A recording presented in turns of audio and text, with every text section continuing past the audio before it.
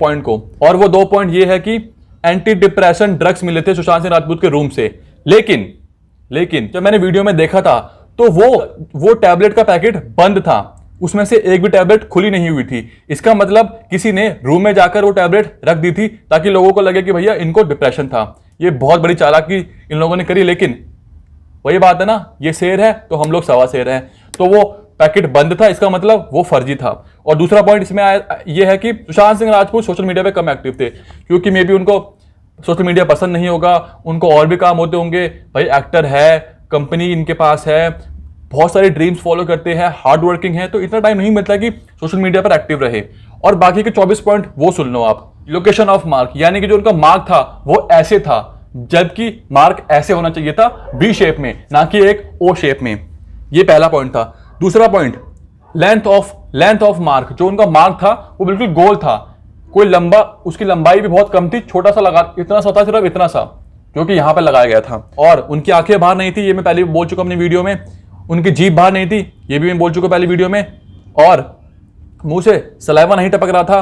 कपड़ा जो लटका हुआ था फैन से, उसकी लंबाई बहुत कम थी, वहां पे एक बंदे के खड़े होने की जगह भी नहीं थी। और जो निशान है वो किसी हरे कपड़े के तो हो ही नहीं सकते, क्योंकि वो बिल्कुल परफेक्ट निशान थे, बिल्कुल एक करेक्ट पोजीशन के हिसाब से लगाए गए थे और काफी ज्यादा डिटेल्ड थे। और कपड़े से कभी भी ऐसे मार्क नहीं आते हैं। और जो उनकी बॉडी में मार्क थे, जो यहाँ पे पकड़ने के निशान थे, जो उनके चोट के निशान थे, वो सब चीजें, सुशांत सिंह राजपूत का गेम खेलना, अब वो गेम कौन खेल रहा था हमें नहीं पता। सीसीटीवी कैमरे की फुटेज वो गायब है, कोई भी टेबल और कोई भी स्टूल नहीं मिला है वहां से। मुंबई पुलिस ने कहा था कि वहां पे टेबल था, स्टूल था, लेकिन वहां पे कोई टेबल स्टूल मिला ही नहीं वहां से। कमरे की डुप्लीकेट चाबी का मिसिंग होना, ये बहुत बड़ा पॉइंट है। जब सुशांत सिंह राजपूत की बॉडी इनको मिली तो इन्होंने पुलिस को बुलाया, लेकिन इन्होंने सबसे पहले हॉस्पिटल को कॉल करना चाहिए था और एम्बुलेंस को बुलाना चाहिए था। ये बहुत बड़ी इन्होंने लापरवाही करी है, जिससे साबित होता है कि ये एक मर्डर है।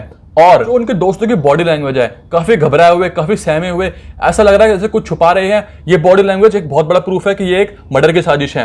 और सुशांत सिंह राजपूत की फैमिली ने बोला था कि उनको कोई डिप्रेशन की शिकायत नहीं थी। उन्होंने कभी भी कॉल पे या किसी भी तरीके से उनको ये नहीं बोला कि उन्हें कोई डिप्रेशन है, कोई दिक्कत है।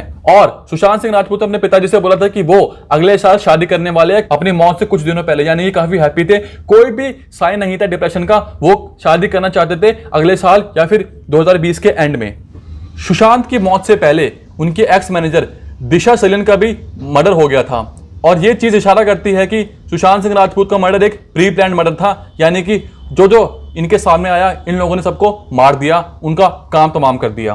और कोई भी बड़ा आर्टिस्ट, कोई भी सेलिब्रिटी, कोई भी एक्टर आगे नहीं आ रहा है, कोई ये नहीं बोल रहा है कि सीबीआई इंक्वायरी होनी चाहिए। और जब भी कोई सुसाइड करता है तो 99% चांस होते हैं कि वो हमेशा एक सुसाइड नोट छोड़ के जाता है, लेकिन सुशांत के केस में कोई भी सुसाइड नोट वहां से नहीं मिला है। इनफैक्ट सुशांत की जो 6 डायरिया थी, वो सारी डायरिया कहां है, कौन किसके पास है, लोग क्या कर रहे हैं उस डायरियों का, कुछ नहीं पता। ये तो मुंबई पुलिस ही बता सकते हैं कि उन्होंने डायरी कहां रखी है और किसके पास है। और सुशांत सिंह राजपूत काफी ज्यादा पॉजिटिव पर्सन थे, फुल ऑफ लाइफ थे। उनकी एक बकेट लिस्ट थी जिसमें उन्होंने अपने 50 ड्रीम्स लिखे थे जो वो पूरा करना चाहते थे, और वो कर भी रहे थे। उन्होंने ये बोला था कि अगर मुझे बॉलीवुड में काम ना भी मिला इन द फ्यूचर, तो वो अपनी खुद की कंपनी खोल लेंगे, वो थिएटर में चले जाएंगे, वो साइंटिस्ट बन जाएंगे, वो बहुत चीजें कर सकते हैं। वो किसी आलिया की तरह नहीं है जिसको ये ना पता हो कि देश का प्रेसिडेंट कौन है। वो सोनाक्षी नहीं है जिनको ये ना पता हो कि हनुमान जी संजीवनी बूटी किसके लिए लेके आए थे।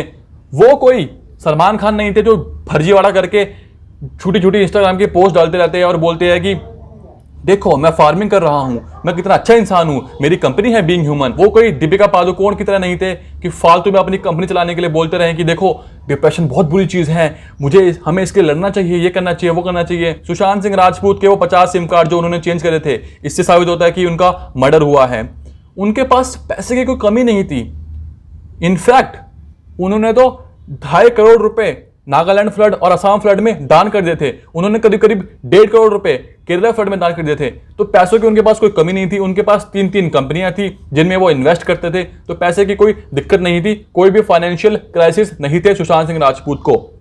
और जो नौकर है वो बार बार अपने बयान बदल रहा है, कभी बोल रहा है कि जूस पिया था, कभी बोल रहा है कि जूस नहीं पिया था, कभी बोल रहा है कि वो बाहर गए थे घूमने के लिए, अब बोल रहे हैं कि वो बाहर नहीं गए थे घूमने के लिए। अबे इसको पकड़ो, 3rd डिग्री 4th डिग्री का टॉर्चर दो, बहुत सारी सच्चाई को लगाओ इससे। एक बंदे को ले जाने के लिए 3 एम्बुलेंस का इस्तेमाल किया गया है। इसके पीछे क्या थ्योरी है, क्या लॉजिक है, वो हमें जानना है कि एक बंदे के लिए